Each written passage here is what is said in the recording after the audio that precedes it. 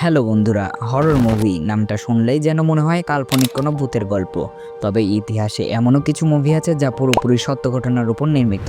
আর হ্যাঁ, এই মুভিগুলো হলে দেখতে গিয়ে অনেকে হার্ট অ্যাটাকে মারাও গেছেন, আবার অনেকে বমিও করেছেন। তাই এই ভিডিওটি দেখতে হার্ট দুর্বল মানুষেরা ছাড়া দেখবেন না।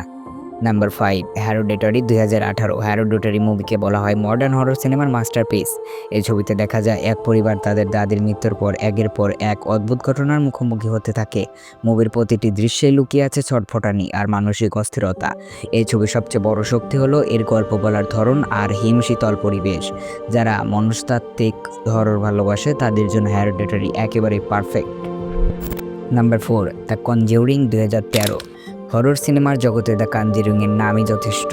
বাস্তব ঘটনার উপর ভিত্তি করে বানানো এই ছবিতে ইড আর লরেন ওরেন নামের দুইজন প্যারানর্মাল ইনভেস্টিগেটরকে দেখা যায়, যারা এক ভৌতিক পরিবারের রহস্য উদ্ঘাটন করতে আসে। মুভিটা এমনভাবে বানানো যে প্রতিটি জাম্প স্কেয়ার তোমার হৃদস্পন্দন থামিয়ে দিতে পারে। ভুতুড়ে বাড়ি আর অদৃশ্য শক্তির কাহিনী দেখতে চাইলে the conjuring 1 number choice. Number 3, the exorcist 1973। পুরনো হলেও দ্য এক্সরসিস্ট এখনও কিংবদন্তি হরর মুভি। এক ছোট মেয়ের শরীরে ভর করে শয়তান, আর তাকে বাঁচাতে দুই পাদ্রী নামে এক অসম লড়াই। 90 দশকের সিনেমা হলেও এই মুভি এত ভয়ঙ্কর ছিল যে অনেকে সিনেমা হলে অসুস্থ হয়ে যেত। আজও এই মুভি দেখলে গা কাটা দেয়। যারা ক্লাসিক হরর দেখতে ভালোবাসেন তারা দ্য এক্সরসিস্ট না দেখলে হরর জগৎটাই অসম্পূর্ণ। নাম্বার 2, দ্য নান 2018। কনজিউরিংয়ের ইউনিভার্সের আরেকটি জম্পেশ স্কিন অফ হচ্ছে দ্য নান। এই ছবিতে দেখা যায় এক ভয়ঙ্কর ডেমন নান এর ছদ্মবেশে মানুষকে তাড়া করে। এক নির্জন গির্জা আর ভয়াবহ গোপন রহস্য এই মুভিকে গড়ে তুলেছেন আরও ভীতিকর। অন্ধকার গলি আর ছায়া থেকে বেরিয়ে আসা দ্য নান রাতের ঘুম উড়িয়ে দেওয়ার মতো একটা সিনেমা। নাম্বার 1, সিজ্জিন 2014। টপ লিস্টের 1 নম্বরে আছে তুর্কি হরর সিনেমা সিজ্জিন।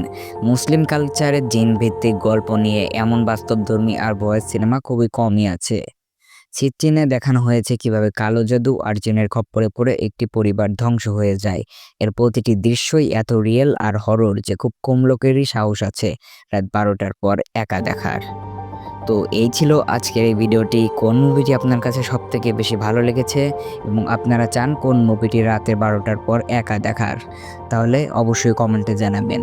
আর চ্যানেলে নতুন হলে অবশ্যই সাবস্ক্রাইব করবেন। ভালো থাকবেন, সুস্থ থাকবেন, দেখা হবে পরের ভিডিওতে। আল্লাহ হাফেজ।